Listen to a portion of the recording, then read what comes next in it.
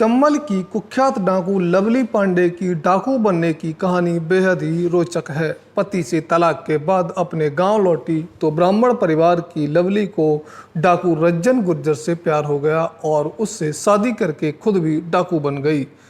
चंबल के बीहड़ में अनेक कुख्यात डकैत हुए और कई दस्य सुंदरियां भी हुई जिनकी अपने डाकू बनने की मजबूरियां रहीं, लेकिन बाद में उन्होंने फिर चंबल के बीहड़ में राज किया। ऐसे ही एक डाकू हुई किरण पांडे उर्फ लवली पांडे, जिसके पति ने उसे छोड़ दिया था और तलाक के बाद लवली ने रज्जन गुर्जर से शादी कर ली। रज्जन गुर्जर डकैतों की गैंग का सरदार था तो लवली भी चंबल के बीहड़ का घर बनाने चली गई।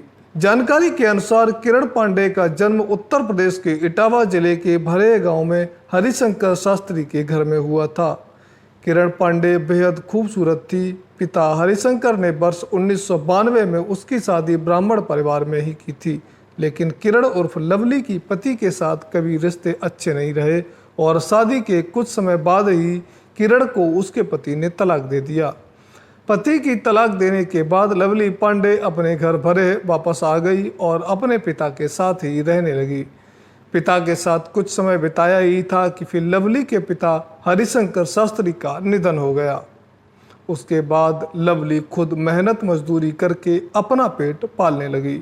लवली जवान थी और गांव में अकेली रहती थी। भरेह गांव में रज्जन गुर्जर डाकू का आना जाना रहता था। लवली और रज्जन गुर्जर को आपस में प्यार हो गया तो दोनों छुप छुप कर मिलने लगे, लेकिन कहते हैं कि प्यार छुपाए नहीं छुपता है।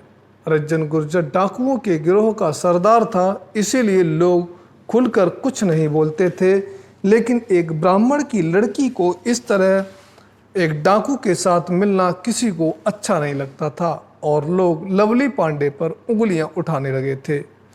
लवली रज्जन गुर्जर को अपना दिल दे बैठी थी और पहले तो वह छुप छुप कर मिलती थी, लेकिन बाद में लवली ने रज्जन से गांव भरे के मंदिर में जाकर शादी कर ली।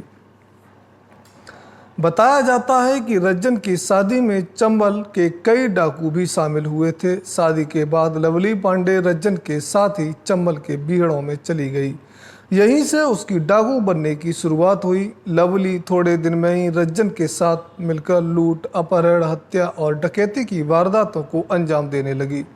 थोड़े दिन में ही लवली पांडे ने अपने नाम की दहशत फैला दी और 1998 तक लवली पांडे का नाम चंबल की खूंखार डाकुओं में शामिल हो गया।